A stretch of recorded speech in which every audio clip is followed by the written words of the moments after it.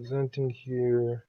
All right, messing with the new keystroke guy. It's a little more competent, but it seems to be a little more busy. So I'm working with some details here and there to cut down on the clutter on the side here. Let me know if it's distracting, and then I'll just turn it off. But yeah. So okay. So the rest of the interface here. So we went over the channel box, went over modeling toolkit. It could be useful for some people at some point. And we went over the toolbar on the left here. Okay, what we haven't gone over yet is the timeline at the bottom and the menus at the very top. All right, so we'll start with the timeline. The timeline's pretty simple. It can be complicated, but we're just going to keep it simple for the whole course here. This is where we place all of our keyframes at. We can change the range right down here. If you need a wider selection, you type in number here. So all these are frames. So if I need 400 frames, I can punch it in here. And this is the upper limit of the rangefinder, and this is the upper limit of all the frames included in the project here. All right. And so we got 24 frames per second. We always work with 24 frames per second. You have your play bar right here, back and forth. You have your settings right here in the gear with the running guy. Well, there's not too many things to switch up in here in the beginning. Let me visit here once we get into actual animation of our things here. Um, What's did that? you broadcast it? Because I can't see it. It's Oh, really small. it's not showing up. I mean, it's working. It's showing for me. So okay, let me restart it. Title screen. Click. All right, starting up again. All right, Lily, you see it? Yeah. Yeah, awesome, cool. Like I was saying, this is the timeline.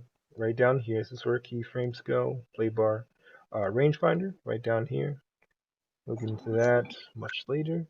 24 frames per second. And make sure that's always selected. And then get this out the way. Underneath here, we have our mail script. I won't be working with too many expressions, but this will be the place to check for errors, and then this is also the place to do some custom expression work if y'all want to get into procedural modeling. Right? Sometimes it'll help. There's actually a procedural model. I want to call it a full program, but kind of like written code that can build 8-bit characters out of blocks. It's very capable, very useful part of Maya. All right, and then if we swing up to the left here, we have our underneath our toolbar, we have our views or perspectives. So generally, Maya always starts off with you have your single view right here, and then we tap spacebar. Oh, there we go. All right, usually starts off like this, and then we tap spacebar.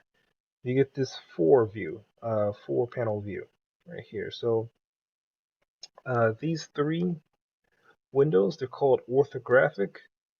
This means they're entirely flat, right? So I can make it out. I'm not sure if you can, but here it says top Y, which means the camera for this view is looking straight down onto the grid here. And if I come up with a donut, which is technically called a torus, we can see that we're looking at the top of the torus here. All right, and then this is the front Z. All right, front Z. So the camera is facing the front of the donut here, looking back towards this blue arrow. So if I go on rotate and rotate it exactly 90 degrees, then I can see the top of the torus. my front Z orthographic. And then the last one is the side view. So on the x-axis. So if I rotate it to the side, then I can see the top of the torus in this view. What's useful about orthographic is that it doesn't have any sort of perspective distortion, right? So what that means is that if I take this donut and I'm watching my orthographic in the X view here, and if I move it forward, you can tell here it doesn't change shape because there's zero distortion, even though technically it should be getting bigger as it's getting closer to the camera. But it's orthographic, so it stays flat. If I line up my perspective view like so, and just move it towards the camera, then it gets bigger because this is perspective and it has distortion. So that's good for a lot of particular cuts, aligning things together, that sort of thing. All right, so if I hover the mouse back over my perspective, all right, tap spacebar and enlarges that perspective view. Tap it again to get back to my 4-panel view. And then to enlarge anything else, I just hover my mouse over that view, tap spacebar, and it enlarges it for me. And you can see you can get some momentum going here. Everything is very, very minimal. Doesn't require a lot of prodding, poking, opening up menus, that sort of thing. All right, let me delete that. And so speaking of menus, we'll go up to the top here. So below our standard menus on the very top, there's a couple of things that's worth noting. So we have our modeling drop-down box here. So this opens up the modeling menus. And then underneath there, we also have rigging, animation, FX. Won't be worrying about that, and rendering as well, which we'll get to at the very end of class when rendering out our final projects. But the one we'll be working with most is modeling. So if you don't see certain menus up top here, certain tools, make sure you're in that modeling tool set here, or menu set. All right, and so next to that, we have our basic buttons for new scene, open scene, save scene, undo, redo. And keep in mind, undo and redo is just Z. So undo, Z, redo is Shift Z. It's hard to see that in the keystroke, but that's a capital Z there. So very simple, very straightforward. The selection view, we'll work with those later. We'll come back to those. We'll also come back to these. This just allows you to select certain components. Snapping, this is what we'll get into a little bit. There are hotkeys that we'll mess with most of the time, but with this project is maybe better off just using one of these buttons to keep the snapping on the whole time. So for instance, if I have snap the grid on, I get a cube. I can tell snapping is on because instead of a square, there's a yellow circle in the center there. So if I turn it off, there's a square, it comes back. Turn it back on, it's back to a circle. Means it's going to snap somewhere at certain points. And if I pull it, turn the phone off. If I pull it up, it jumps up to a particular spot. So for this origin, this is for the origin of the cube, this is exactly 1 centimeter off of the ground here. And so you're going to keep that in mind. This is how we can stack the cubes next to each other fleshly. Right? So flesh meaning it is just has no gaps in there. It just looks like I actually took the side of this and just extended it out like so. Alright, so I'm going to turn that off. Okay, these, and that's snapping. Um, Live surface. This is also a form of snapping, except it's based on a model instead of the grid or vertexes. Symmetry, you have another option for symmetry right up here, uh, much like the symmetry in the toolbox here. So the same thing up here and over here. All right, and then we get a couple of rendering buttons. So rendering options, the actual render button, that'll render out your scene. IPR, which is real-time rendering. So if you wanna do lighting or subtle adjustments to materials, you use IPR. And then the other rendering options here. Okay, so preview window and then more in-depth rendering options. All right, cool. Workspace, quick go-to. So I need to go up here to Windows, and resetting your workspace like so. You also come over here, click what you need. All right, and then finally we'll make it to the very top here. We got our file, which is standard in all programs. So we got our save scene as, new scene as well. Uh, do, do, do. Export selection is useful for working with other programs. But if you need to import um, objects from one scene to another, you can also just do a regular control X or control C. So copy or cut and control V to paste it in the new scene. So yeah, it works here as well. So go back to my cube, control X. That comes up because this is the educational version. So it'll kind of save its own little file off in a cache somewhere. And then I hit control V, continue, and it's the same cube right there. All right, and then let's see anything else in here. Recent files, it's pretty useful. And then we might work a little bit with optimize scene if we keep running into errors and crashing. So every so often Maya likes to crash for just random reasons. And it's usually because there's a conflict with a couple of pieces of code. So we hit optimize scene to delete unused material. And about 80% of the time that works.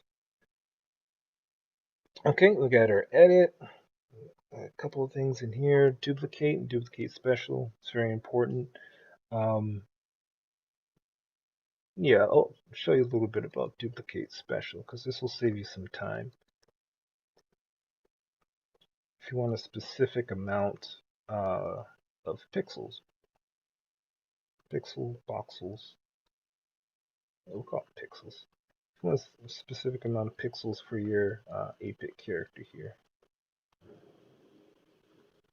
So for duplicate special, if I have my cube off to the side here, it's on the grid, it's matching up quite nicely. I'll come over here to duplicate special and then hit the option box so I can get my settings or options for duplicate special. And what I can do is instead of Control D, move, Control D, move, Control D, move, etc. Select the cube. Select whether I want to copy your instance. Let's use copy instances for making subtle changes to the original, and we'll do changes to the rest of them. Well, we're not quite there yet, so we'll stick with copy, parent, excuse me, a group under the parent, and then I got some other settings in here I'm just going to clear out right quick. So it's usually good practice to come up here and hit reset settings, and that'll clear everything out to the defaults. Alright, so copy parent, and then translate. So I'm going to translate it down this way. Say I get about like 10 of them. and that will be on my Z axis. So it's the one I used recently. So it's yellow. Click off of it, just make sure it's blue. Blue. So positive Z is that way. You want it to stretch out down here across the grid. So it'll be negative Z. And the way these are oriented, we always have X, Y, and Z. So rotate X, rotate Y, rotate Z. Scale X, scale Y, scale Z. So I'm going negative Z, 1 centimeter at a time. So I'm going to hit -1 in that third box for translate. Number of copies, I'm going to say like 10. Go ahead and hit apply. Applies the effect without closing the window. This is just something that you'll find out trial and error. After a while, you get tired of opening windows, and then you realize there's the apply button. So numerous edits with the same options here. So I'm gonna hit apply instead of duplicate special, so I can see my window. So it gives me 10 copies here. Excellent. So I'm just gonna pick the middle ones. And then instead of going backwards on Z, I'm going to go up on Y. So I'm going to turn that back into 0. Punch in a +1 there. We'll say like 3 for all of those. Hit apply. It duplicates all of those. And I can just keep going with it. So 3 more, apply, that sort of thing. And so that just helps save time on punching duplicate for a lot of things. And also, you still get that same flush effect that we're going to be looking for in the refined 8-bit models. All right, any questions so far? That duplicate kind of like, I was like, how did you do that? Yeah. Now how did you do that? Duplicate special. So yeah, so it's same thing. So if you grab any box here, right? Edit. It's underneath edit. You come down here to duplicate special, and we hit that option box right here. Give us our options. And then once it's selected, we pick how we want it duplicated. So maybe I'll just go to the side or go to the front. Maybe. So I'm going to go on the x-axis right here, which is yellow because it's recently highlighted. I'm going to say step up 1 for each copy, and you can just say 10 copies. Hit apply, and then I get 10 copies that are moving 1 centimeter forward for each duplicate.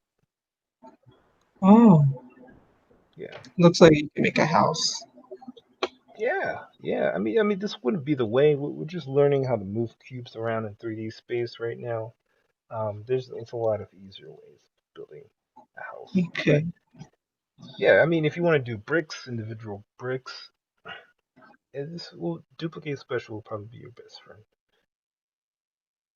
All right. So yeah, keep that in mind. That's the most valuable thing in the edit menu.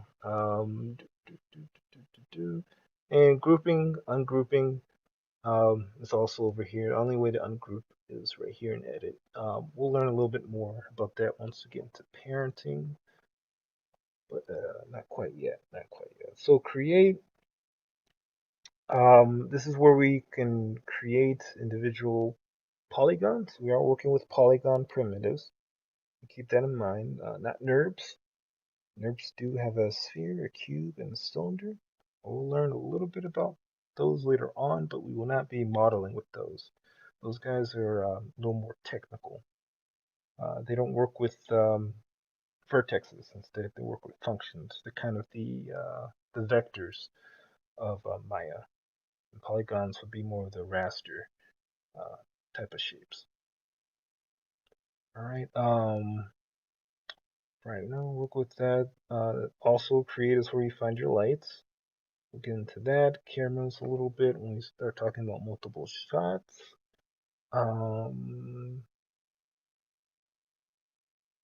Yeah, that's about it. That's about it.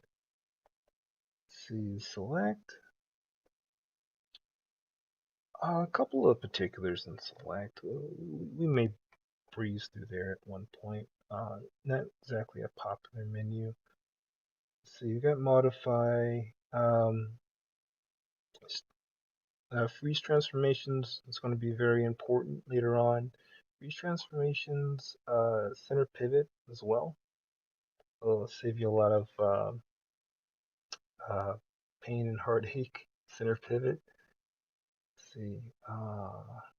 We also have the line tool. That's going to help out a lot fixing projects. And that's about it here. So display is just particulars about the interface. Didn't get too deep into that. Windows, we already went over. Workspaces, again, it's right here. Settings, preferences, right over here. This is where you would change centimeters to inches, that sort of thing. Let's see, what else is useful here?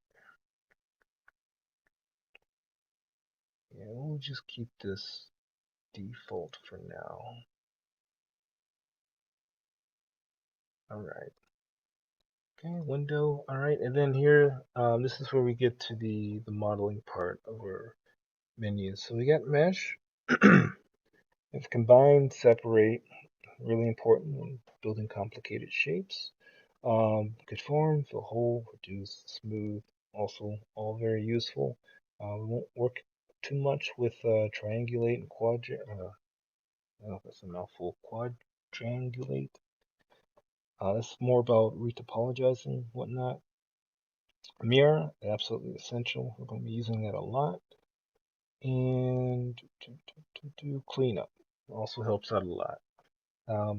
At one point later on, I'm going to start stressing the importance of quads, keeping your quads together. And what I'm saying is, we just want all our faces that we create, make, extrude, etc. We just want 4 points for each face.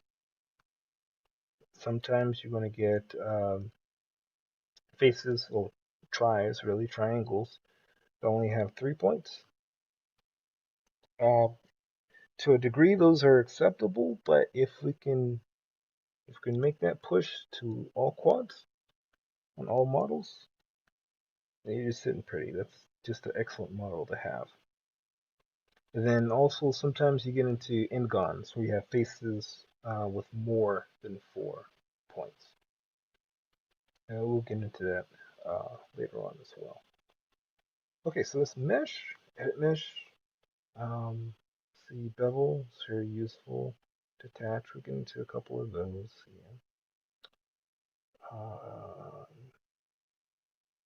Yeah, a couple of useful things here. That's more for like organic modeling. Mesh tools. So again, this is where in the menu, instead of here on the shelf, where you can find make a hole, crease tool, pin polygon, your multi-cut tool is very useful. And quad draw will be very useful in the end when we start working with live surface, that sort of thing. Okay. If any questions, I know this is a lot, but we're just overviewing now, so just have an idea of what's in here. All right. Any questions so far? Nope, I'm good. Good. Okay. Cool. Cool. I'm taking a lot of information in right now. Yeah, I know it happens, but again, this is the stuff we're gonna keep going over and over and over again. And then getting small quizzes on bits of information as we go down the line here. All right. So those mesh tools. Excuse me. So mesh display. Uh, Not much in here that we should be too worried about. Harden edge, soften edge. And then some fancy thing to do with normals. Does anybody remember what normals are?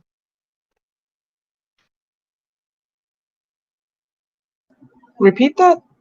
Does anybody remember what normals are?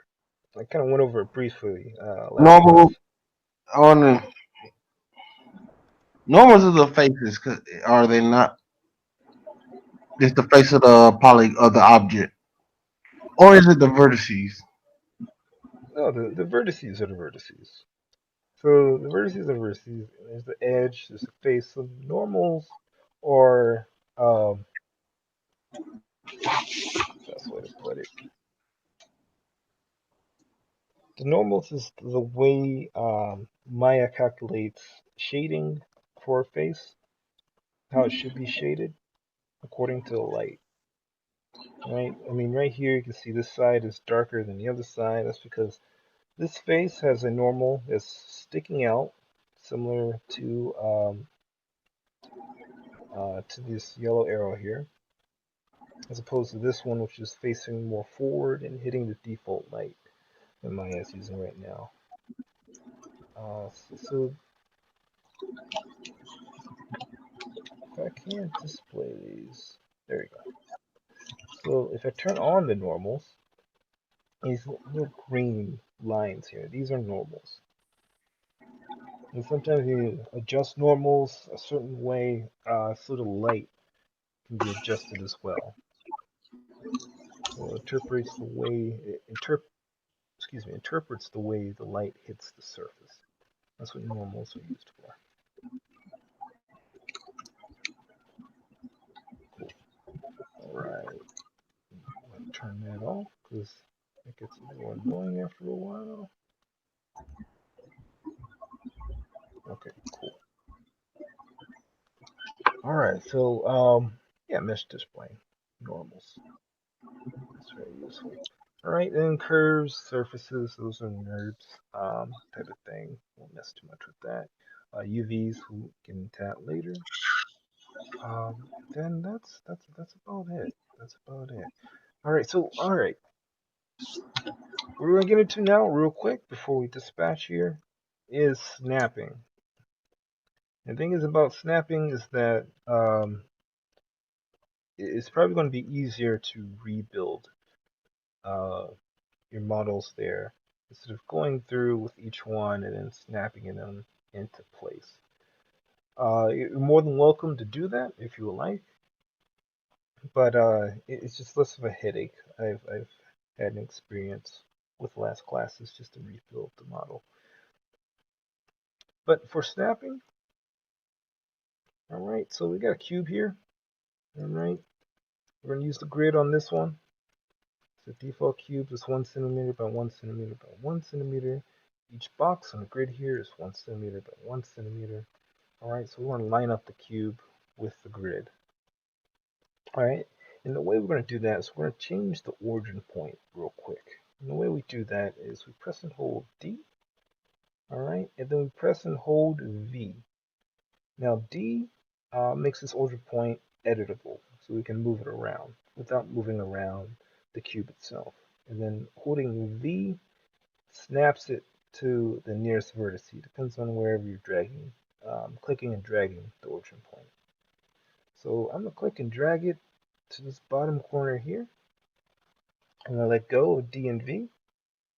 All right, and now my origin point for the cube, or anchor point for the cube, is right on the corner here.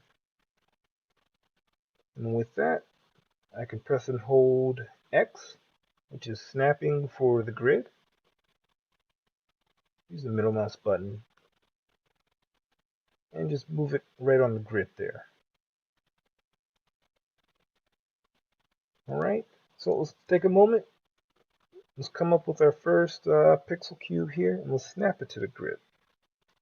And then I'm going to take a look at it as soon as y'all get it on there.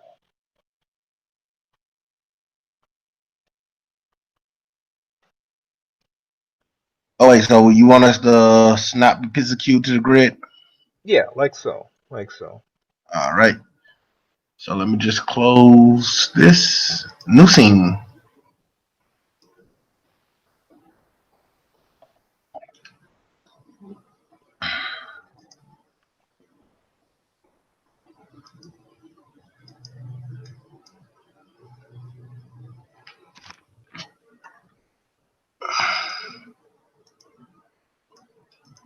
Okay, what's going on now?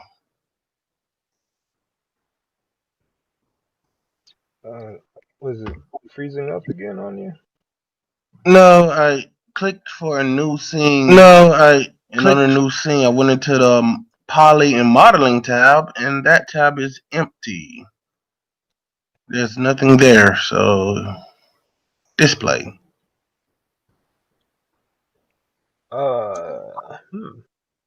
Okay, that's different.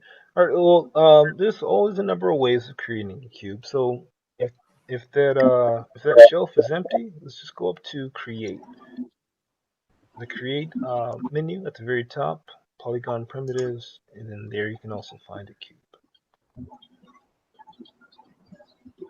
Alright, cube. Okay. He's a cubia, cubia. Let's go. Oh, and I found the grid. Where was it? Where'd you put it at? It was there. I realized what you were talking about. I took it off because I wanted to figure out what's the mushroom exactly. But now I can figure out how to rotate it now. So I'd probably need to use it later to Okay. refix it. Yeah, it always helps, man. Especially in the space right here. It helps to have a grid for a point of reference. Okay.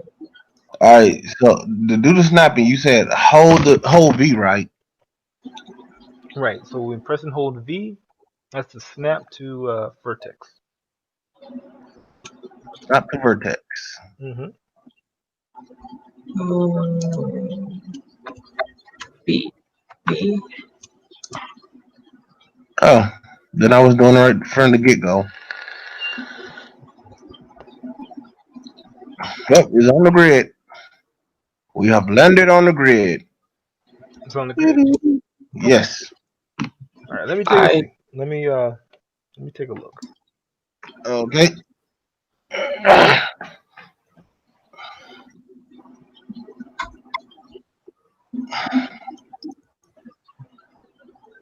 Uh, Google Chrome.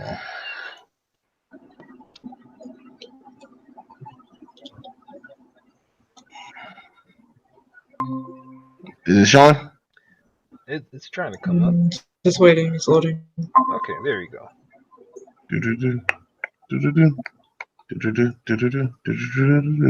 Okay. So first Inspector we gotta gadget. change up. Oh boy.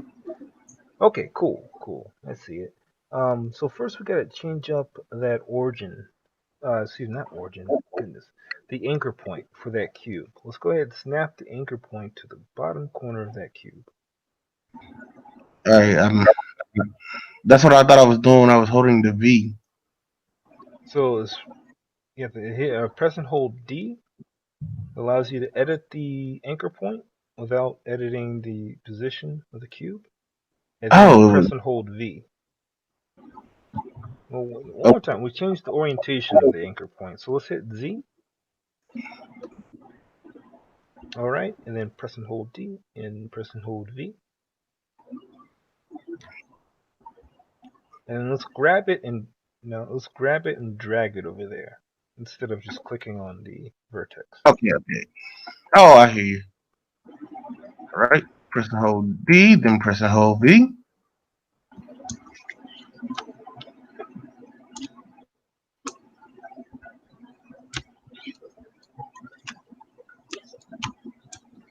There we go. Okay, now let's snap that anchor point to the grid.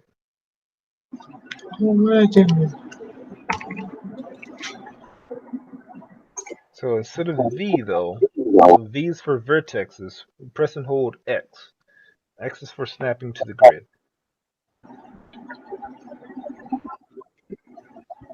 There we go. And then let's snap it inside of the square there. Okay. Wait, snap it inside of the square. Yeah. Let's get the goodness. Oh, okay. Yeah, bottom of the square to fit inside of bottom of the cube to fit inside a square on the grid. Okay, you said get the bottom of the cube to fit inside the square. Right. Oh, you mean an actual square of the grid? Okay. Right. We want to snap it though. As we move it, it's always going to be off by a little bit. So let's snap it in place. And that's holding Z again. X. X key. I hate those two. There you go. Okay. Excellent. Excellent. Wait, oh, I, actually it looks a little off. Can we zoom in there just a little bit? Yeah, so it's a little off. You see how there's some gap in between? It should line up perfectly because the square in the bottom of the cube is 1 centimeter by 1 centimeter. There we go. Awesome. There it is. So now you snapped it in place. That's how you snap these guys in place here. All right, Lily, how's it going? Uh, guess I'll show you. I think it turned out well. Okay. Let me see. maybe I should just be writing this down because I'm not gonna remember all that. Oh, that helps. That That's helps. Again, it's on YouTube. It's on there.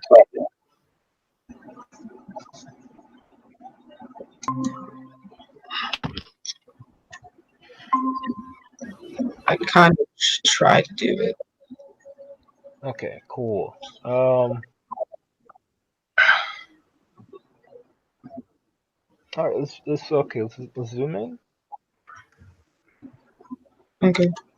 Oh,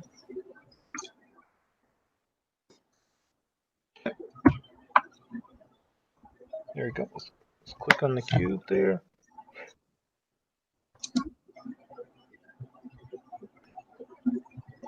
All right, and let's adjust that anchor point first. So let's bring the anchor it point to a bottom vertex of cube. So press and hold D to edit the anchor point.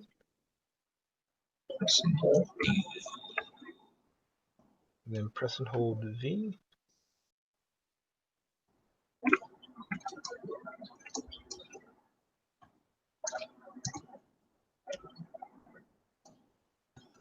Let's see one more time. Is it So Control V no, just or is it regular like D. Just D. So you click D? on the cube. Okay, D, Okay. Press and hold D. V. Yeah. And then so you made a duplicate. Okay, let's delete the other one. Okay. Alright, D. Yeah. Pressing and holding D, and then let's press and hold V. Okay. And then let's drag the anchor point to the bottom vertex of the cube.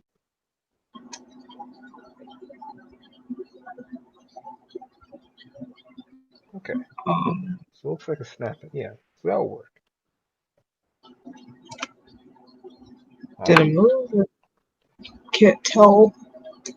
Do I? No, it moved the anchor point. So now the anchor point is at the bottom of the cube.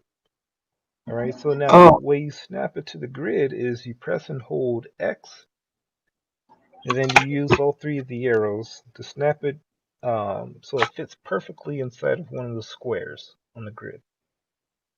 okay. So V, and then D. Okay. For this, is it only for like to fit in the grid? Yeah. So X is for snapping to the grid. So press and hold X, and then use those translation arrows to snap it into a square on the grid there.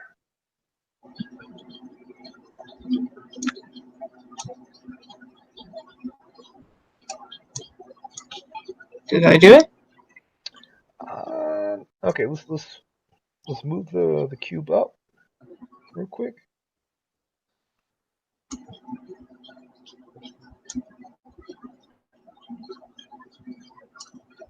Is that what you want me to do?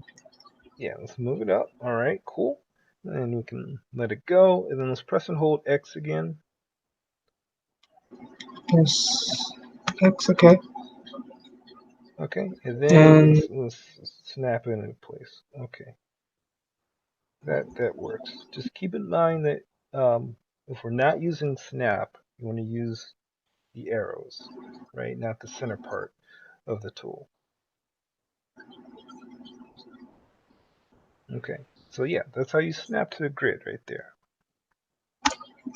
okay. All right, cool. All right, so I'm gonna Right. turn presentation back on here. Cool. So once we have this in place, now we can start building, right? Once we have our first pixel, we can start doing a very flush, um, very nicely looking 8-bit character. So what I'm going to do real quick though is that I'm going to bevel these edges so I can tell the individual squares from one another. So I'll come up here, I'm going to click on my bevel button.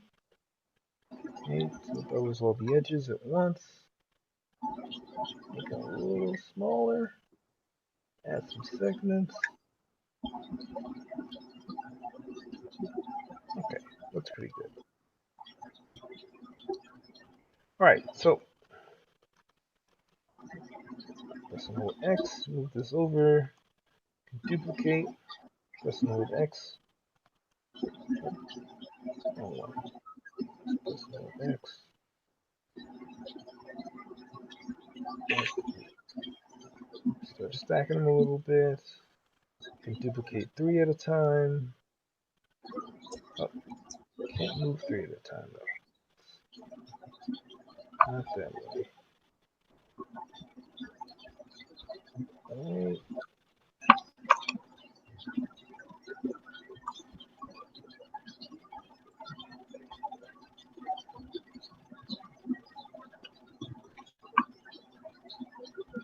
Cool. Alright. Top part. I'm going to use duplicate special again over here, option box. Just going to get a good wall going here. Let's see. Go up one at a time. Let's say 10. Alright, cool. Select all these. That's 2 towards positive Z. Push that in. Let it go out 10 times. Okay, got a wall. Since the cube is beveled, then I can see each individual cube here, but still is the only gaps are in here in these corners. So they look more like bricks here. So this is awesome. Then I can also start chiseling away by selecting certain ones and deleting them as needed.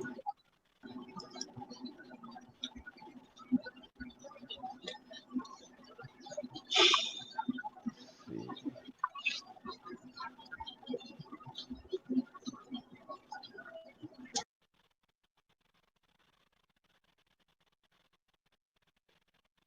Right, what's that? 4, 4.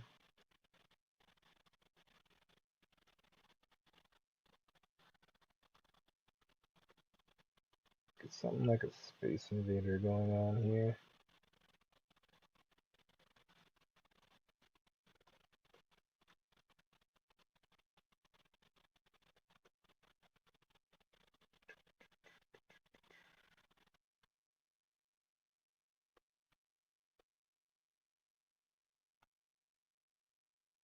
I guess I have to do. So yeah. So then that way we can quickly create our 8-bit characters by just snapping and using duplicate special here. One other thing we probably need to be aware of, selecting. So does anybody run into issues about selecting multiple items, deselecting?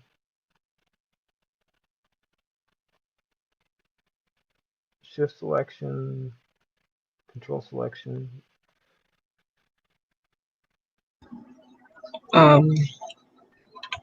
It looks like you just clicked and dragged.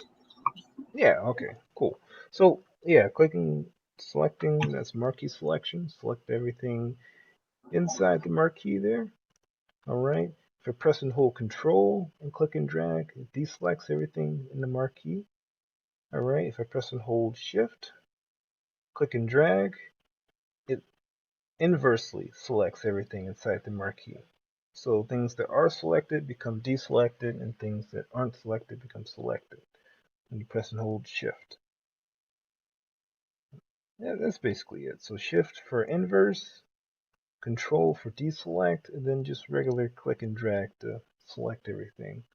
And of course, there's Shift and Control, which just adds to the selection.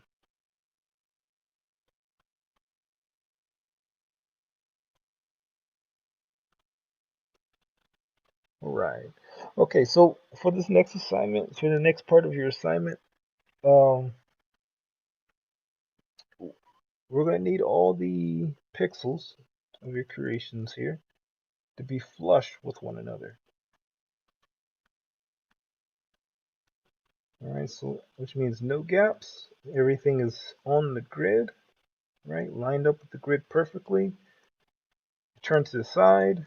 Everything is the width of 1 centimeter.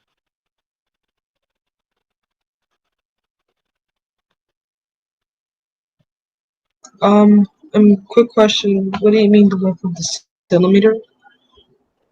Centimeter. So each one of these boxes are 1 centimeter by 1 centimeter by 1 centimeter. So when we turn to the side, your whole 8-bit creation here should be only 1 centimeter wide. Okay.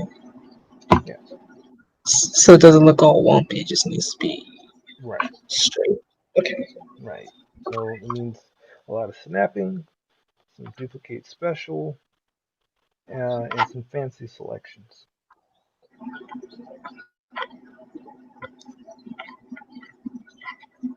Okay, understandable. Cool, cool. All right. Any other questions? Nope, just look like I have a lot of work ahead of me. Yeah, yeah, man. Yeah. All right. So just let me know if anything pops up. Maybe if you want to know about an easier way to accomplish, particular parts of your new refined 8-bit character. Text, call me. I'll be We'll available. we'll discuss colors next Tuesday. Um, let's see.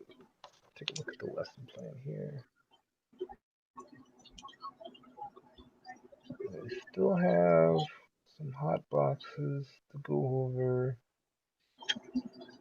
Um, oh, right. I did say we're going to get into color. Okay, so real quick, if y'all want to get into color, um, cool. All right, we can do that. All right, so this is a cool little button up here.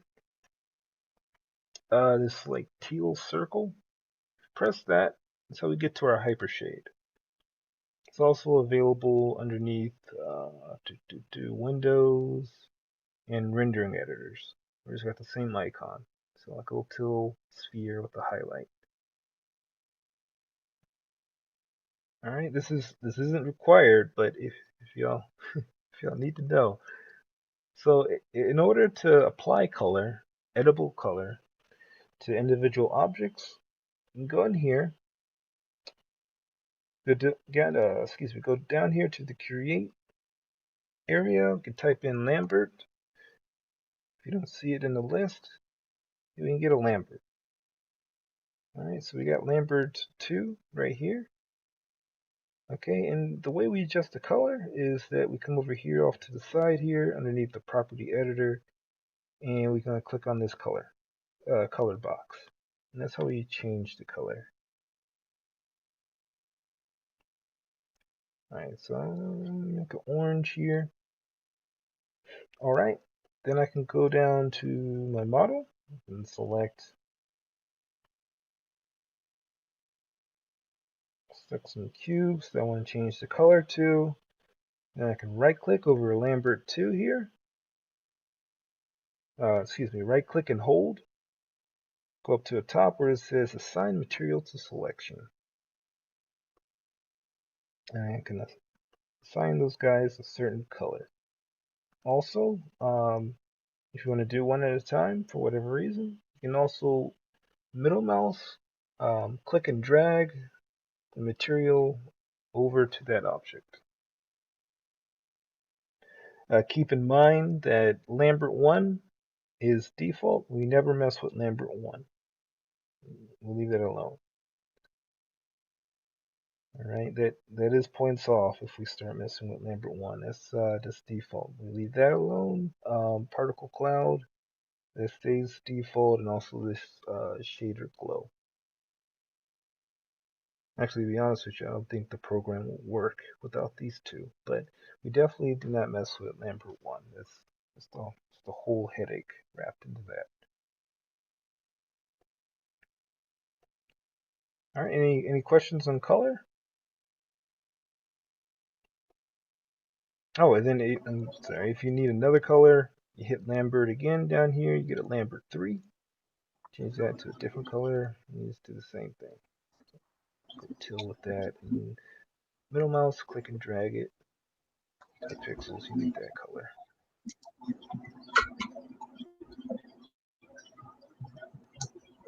Alright, any questions? No. Good, good. Alright, cool. Alright, guys. Well, best of luck to you. Just take your time. Again, we don't need anything extravagant or complicated or even colored. Just looking for cubes that are flush with one another and that stack up and they align perfectly with the grid and with one another. All right. I'll probably go refix some of the stuff. Okay. All right. And again, it may be easier just to restart. I have a question. If some of them change, if some of the boxes size get changed, what's the fastest way to put them back to 1 inch by 1 inch? Like, where do I go? What properties I go into to type it in?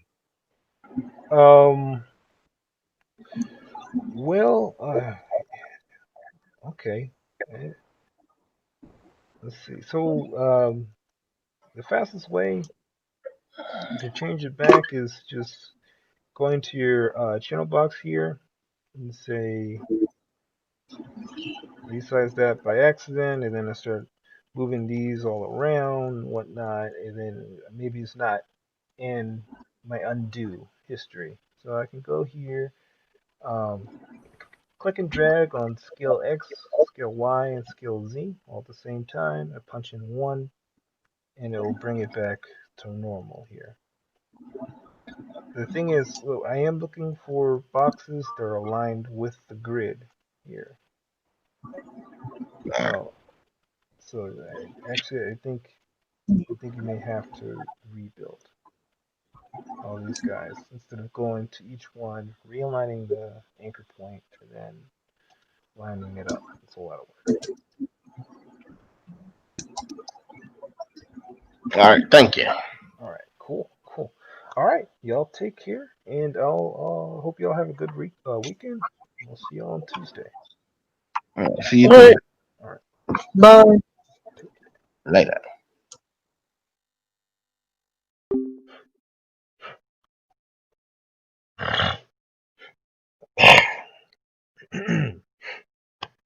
care.